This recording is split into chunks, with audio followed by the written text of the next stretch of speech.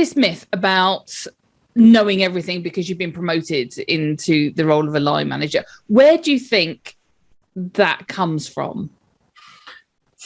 Well, I think there's something about stepping up into a role which has got a title like team leader. It just feels like a big step. And for some people, I think, some assumptions get made.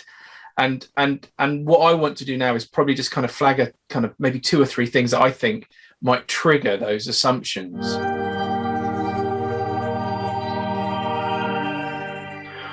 One is what I like to call the accidental manager or the accidental team leader. You've been in an organization or you've had a role previously which has given you great experience and knowledge of the company, and you know a lot about the role and the particular area that you're working in.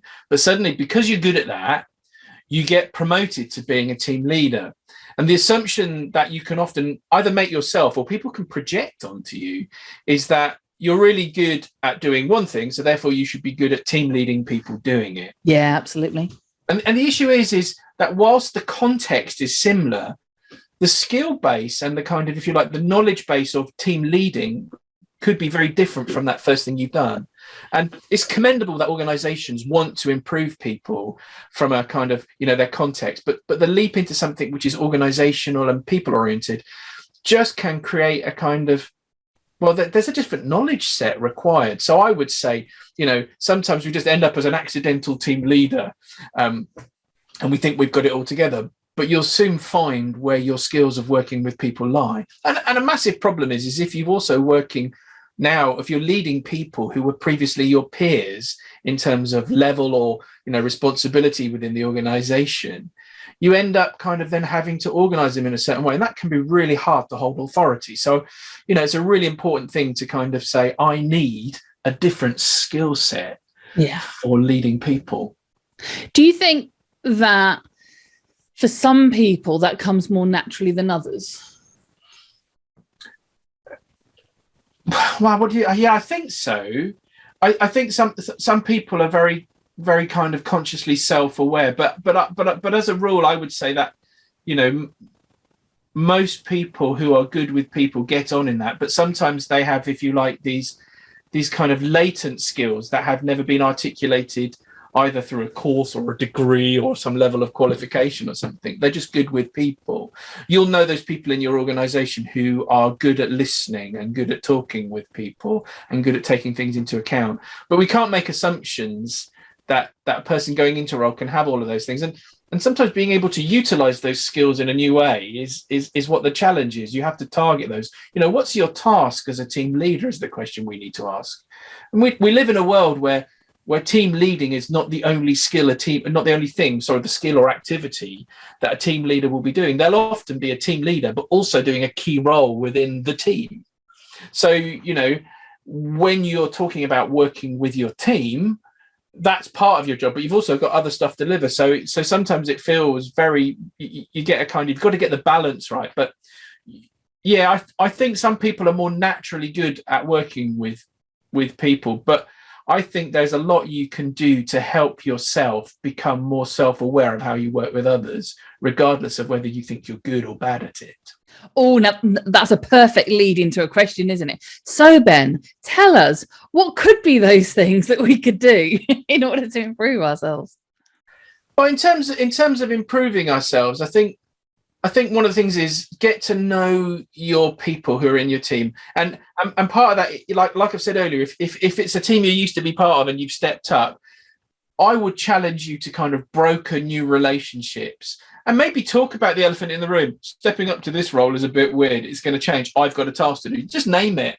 But you need to make new relationships with the people you're with, and they have to be based around your function of what you can give them. So think about, what do the people in my team need from me? Now, a lot of the time we might think, they need me to be nice. I'll bring flapjacks and hot chocolate, which is great. Always bring those things. But you have to think about, what does this person, in terms of their task in my team, require from me to help them do that? And that will lead you down those processes. So I think, get to know your folk and make new relationships. Secondly, I would add, you might need to think about what's the dynamic of my team all about? So look at the skills and competencies of the team that you've got in terms of the tasks that you've got to deliver as a team, and work out how you can best manage those things. So getting to know your team, brilliant. But once you get to know them, it's how do you then use that to kind of push the goals of your team or your organization forward? And I think that comes from, you should really know why the people in your team are there, including you. You have to know your roles and responsibilities. So, and I think once you get your head around, I've got 7 people in my team, 3 of them are doing this role to deliver this for, and then you can work out how you can best do this, because at the end of the day, you're going to have to give account to someone else for your team, just as they would give account to you. So in terms of, so if you're really new, if it's the first time you've stepped up into being a team leader, I think there are probably some really useful skills that I would put out. Number one is what we in the world of learning and development call soft skills. That's just being able to get on with people, the kind of empathy and listening and taking things on board. So soft skills and listening is really important. And by listening, I don't just mean hearing. I mean, what is that person really saying? When I'm meeting with them and they're saying something, can I process a bigger listening than is normally just hearing what's going on? So that's connecting to their personal world, their work world, your work culture. So listening. And I think, I can probably pull out empathy is really important, is particularly in terms of right now, as we are coming out of COVID and going back into kind of the hybrid workplace.